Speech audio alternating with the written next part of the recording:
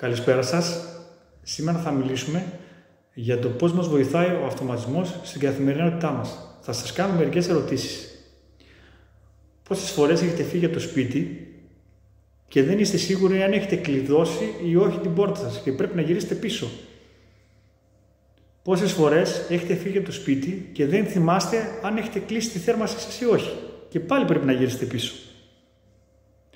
Πόσες φορές έχετε φύγει από το σπίτι και δεν θυμάστε αν έχετε κλείσει όλα τα φώτα?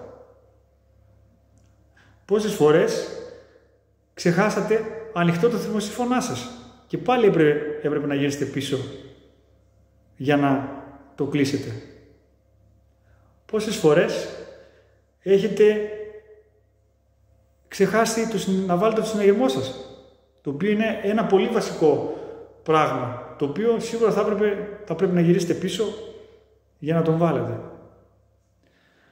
Αν έχουμε τον αυτοματισμό στη ζωή μας, όλα αυτά τα προβλήματα δεν υπάρχουν.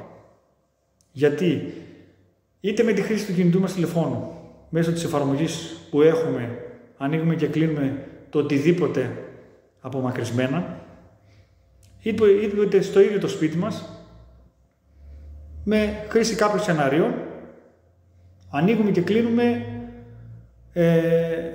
τις συσκευές όταν ερχόμαστε στο σπίτι ή όταν φεύγουμε από το σπίτι. Με ένα σενάριο, για παράδειγμα, φεύγω από το σπίτι ή με ένα σενάριο έρχομαι στο σπίτι. Με αυτόν τον τρόπο πετυχαίνουμε εξοικονόμηση ενέργειας.